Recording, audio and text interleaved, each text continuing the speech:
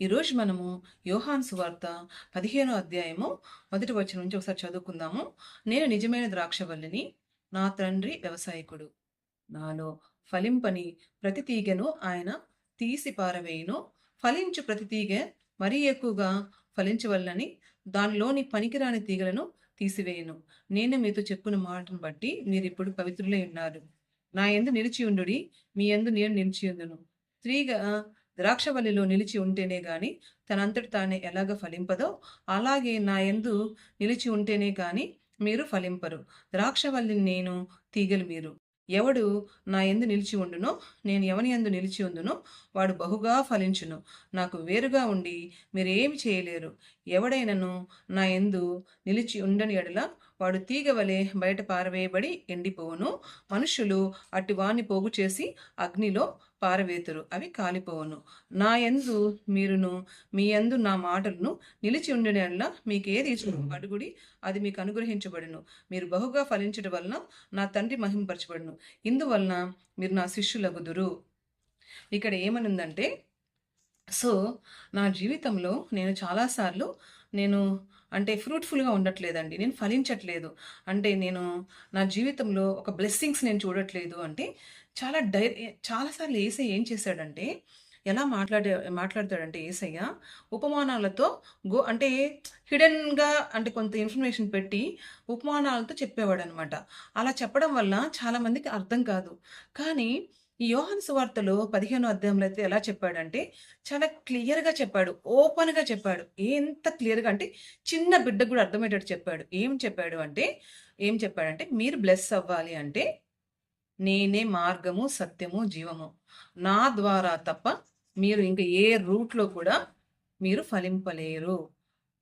ఎలాగైతే చెట్టులో నిలిచి ఉంటే ఒక కొమ్మ, ఆ కొమ్మకి ఎక్కడి నుంచి వస్తదండి వాటరు న్యూట్రిషన్ అంతా ఎక్కడి నుంచి వస్తది చెప్పండి?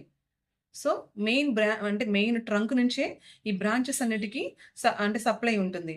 అలాగే మన ట్రంక్ ఎవరై ఉన్నారంటే మనం మొదలు అంటాం కదా! ట్రంక్ అంటే తెలుగులో మొదలు అనమాట. చెట్టుకు మొదలు ఉంటుంది కదా! అలా ఆధారము అంటే ఆహ్, వేళ్ళు, మొదలు ఇవన్నీ యేసుక్రీస్తు అయినప్పుడు మనం ఎలా అంటే తీగలు, కొమ్మలు లాంటి వాళ్ళం అనమాట. మ మనం దేవుడిలో నిలిచి ఉంటే మనం ఫలిస్తాము. సో, మనం దేవుడిలో నిలిచి లేమనుకో ఏమవుతుంది? చెప్పండి. అసలు సెపరేట్‌గా ఒక బ్రాంచ్ పక్కకెళ్ళిపోయిందనుకో, నువ్వు నాకొద్దంటే, అసలు ఈజ్ ఇట్ పాసిబుల్? అది సర్వైవ్ అవ్వడానికి అవకాశం ఉందా అండి? మాక్సిమం 1 ఆర్ 2 డేస్‌లో ఎండిపోద్ది. ఎందుకంటే ఉన్న కొంచెం న్యూట్రియంట్స్ 1 ఆర్ 2 డే గ్రీన్‌గా ఉంటది. తర్వాత ఎండిపోయిన దాన్ని ఇంకా అసలు దాంట్లో జీవం లేకుండా అయిపోయి ఇంక దాన్ని కాల్చడానికి మాత్రమే ఉపయోగపడుతది. సో, మన జీవితంలో మనకున్న జ్ఞానాన్ని బట్టి, లేకపోతే మనకున్న టాలెంట్స్ బట్టి, మనం దేవుడు కాదని బయటకొచ్చినప్పుడు సత్యం ఏంటంటే మనం ఫ్లరిష్ అవ్వలేము. ఎందుకంటే లోకంలో ఎవరున్నారంటే శత్రువు ఉన్నాడు. శత్రువు చేతిలో వాడి తంత్రాలు మనం తప్పించుకొని బయటపడి మనం అభివృద్ధి చెందడం, బతకడం అనేది చాలా కష్టం అనమాట. సో, దేవునిలో నిలిచి ఉన్నప్పుడు మాత్రమే మనము బతకగలము. బతకడమే కాదు, ఇప్పుడు మనకి చెట్టు ఎంత స్ట్రాంగ్‌గా ఉంటే కొమ్మలు అంత స్ట్రాంగ్‌గా అయ్యి అన్ని ఫ్రూట్స్ వస్తాయా లేదా అండి? సో, మన దేవుడు నిజము. యేసయ్య చాలా స్ట్రాంగ్‌గా మనకు సప్లిమెంట్స్ ఇస్తున్నప్పుడు ఆబ్వియస్‌గా మనం ఏమవుతాము?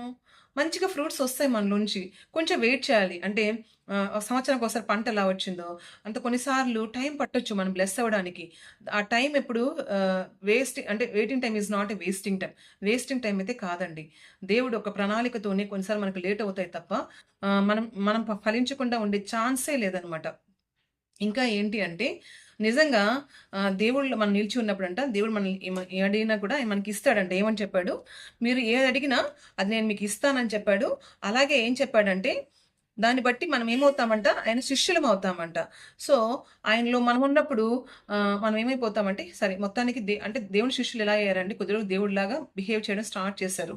సో, మనం కూడా మనం గ్రో అయ్యి దేవుడిలో మనం కూడా ఎలా అంటే దేవుడి శిష్యులు ఎలాగైతే యేసయ్య వాళ్ళు అద్భుతాలు చేశారు, వాళ్ళు కూడా హోలీ స్పిరిట్ గాడ్ యొక్క పవర్ పొందుకొని అద్భుతాలు ఎలా చేశారో, అనేక మందికి వాళ్ళు ఎలాగ బ్లెస్సింగ్‌గా మారారో, భూదిగంతం వరకు వాళ్ళు ఎలా సువార్త తీసుకెళ్లారు, భూమిని తలకిందులు చేసే వాళ్ళు ఇక్కడికి వచ్చారన్నారంట. 12 మంది పామరులేంది, కొంతమంది చదువుకునే వాళ్ళు ఉన్నారు, కొంతమంది చదువుకున్న వాళ్ళు ఉన్నప్పటికీ 12 మంది భూమిని తలకిందులు చేశారంట. సో, అలా శిష్యులుగా మనం మారాలి. ఎలా శిష్యులుగా మనం మారగలము? దేవుడిలో నిలిచి ఉంటేనే. దేవుడిలో నిలిచి ఉండడం ఏంటి అంటే మనం దేవుని ప్రేమించి, ఆయన వాక్యాన్ని గైకొని, వాక్యం చదువుకుంటూ, ప్రార్థన చేసుకుంటూ, ఆయనలో నిలిచి ఉంటే తప్ప, మనం బయటికి వెళ్ళి ఏ మాత్రము మనం ఫలించాలంటే ఇంకొక మార్గమే లేదండి. అది ఆ మార్గము నిజంగా మీకది మార్గంలా కనిపించొచ్చేమో. దేవుని దాటి నేను ఈ మార్గాన్ని చేసుకుంటే నేను ఫ్లరిష్ అవుతాను. నేను ఫ్రూట్‌ఫుల్‌గా ఉంటాను అనుకుంటే, అది మనం పొరపాటు చేసిన వాళ్ళమే. ఆ మార్గము లాస్ట్‌కి మనల్ని ఎక్కడ తీసుకెళ్తదంటే, దేవుడు కాకుండా ఏది మంచి లేదు. లోకంలో దేవుడు తప్ప వేరే మంచే లేదు. దేవుడు చూపించే మార్గం తప్ప ఇంకొక మార్గం మంచి మార్గమే లేదు. ఆ మార్గాన్ని మనం ఎంచుకున్నాము అంటే ఫైనల్‌గా ఏమవుతుందో తెలుసా అండి? ఫైనల్‌గా పాపములో ల్యాండ్ అవుతాము. పాపము వల్ల వచ్చే జీతం మరణము. మరణానికి మనం తీసుకెళ్తది తప్ప, అది మనల్ని ఫ్రూట్‌ఫుల్‌గా ఉండనివ్వదనమాట. ఆ మార్గము, ఆ వేస్ తప్పిపోయిన కుమారుడు మనం చూసాం కదా! తండ్రి దగ్గర ఎంతో మంచిగున్నాడు. తండ్రి ఎంతో ప్రేమించే తండ్రై ఉన్నాడు. తను గ్రహించకుండా ఏం చేశాడు? తండ్రిని వదిలేసి దూరదేశం ఎళ్ళిపోయాడు. అది తన దృష్టిలో అది మంచి మార్గమే. కానీ అది మంచి మార్గంగా ఉండిందా అండి తనకి?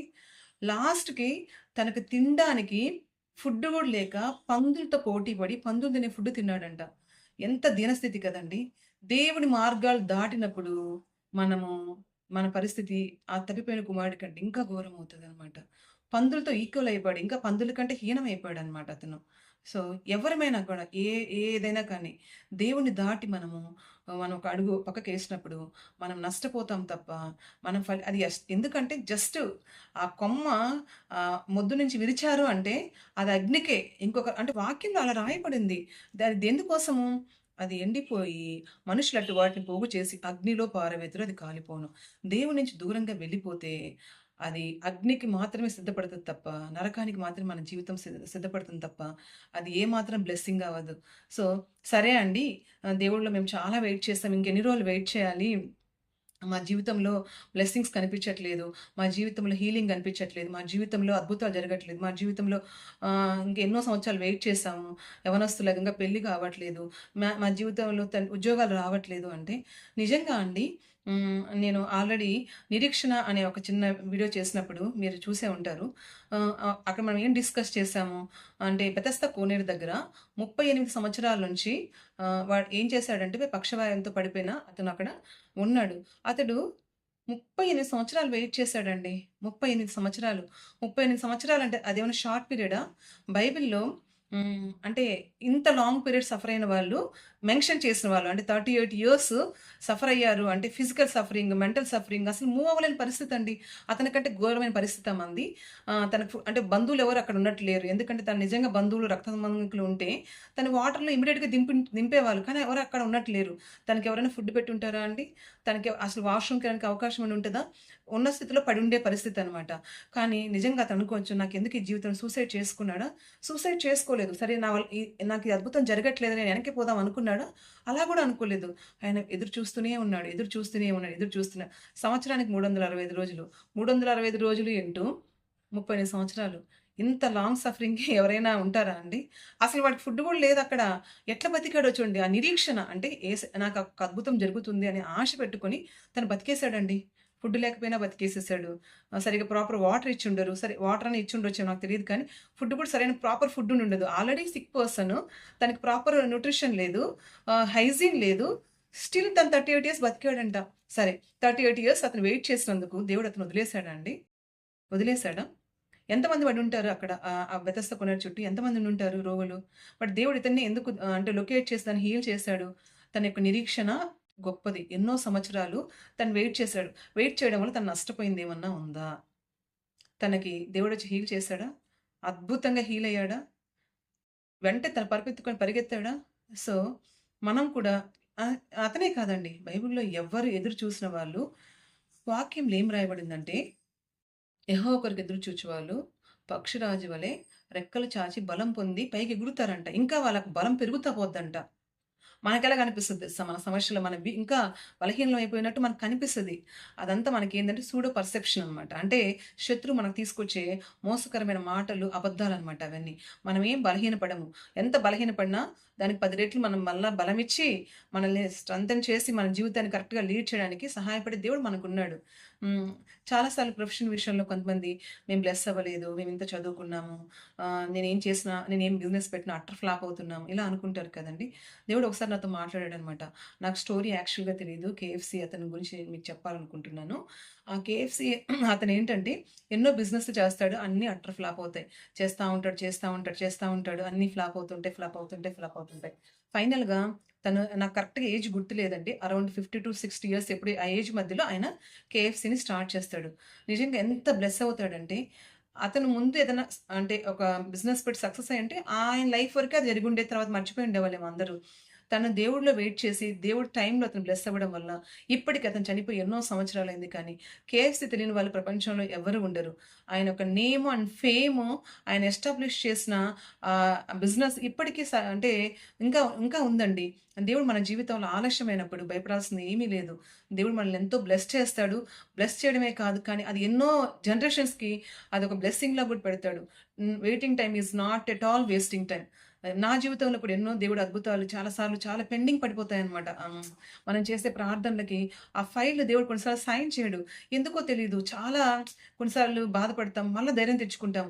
నేనే ధైర్యం తెచ్చుకుంటా వాక్యాన్ని బట్టి. ఎందుకంటే మనకుండే ఆధారం ఏందండి వాక్యమే కదా! వాక్యం అంటే కొన్నిసార్లు బాధేసినప్పుడు, కృంగిపోయినప్పుడు మళ్ళా వాక్యం చదువుకొని, వాక్యం విని, కొన్ని సాక్ష్యాలు విన్నప్పుడు నేను మళ్ళా బలపడతా. అట్లా ఎదురు చూసినప్పుడు దేవుడు ఎంతో అద్భుతంగా ఆ పనిని చేయడమే కాదు కానీ, నిజంగా ఓహో! దేవుడు లేట్ చేయడంలో ఇంత మర్మముందా అనేది నాకు తర్వాత అర్థమయ్యి దేవుడి దగ్గర క్షమాపణ చెప్పి దేవుడికి చాలా థాంక్స్ చెప్తానన్నమాట. నా జీవితంలో చేసిన దేవుడు మీ జీవితంలో అద్భుతాలు చేయడా అండి? ఖచ్చితంగా అద్భుతాలు చేస్తున్నాడు. లేట్ అవుతుందని బాధపడకండి. దేవుడిలో నిలిచి ఉండి ఫలించండి. అంటే ఒక బ్లెస్సడ్ లైఫ్, ఒక ఫ్రూట్‌ఫుల్ లైఫ్ యేసుక్రీస్తు ద్వారా మాత్రమే సాధ్యమవుతుంది. ఆయన దాటి మీరు ఆలోచించొద్దు. ఆయన దాటి మీరు వెళ్ళొద్దని నేను కోరుకుంటున్నాను. Praise the lord.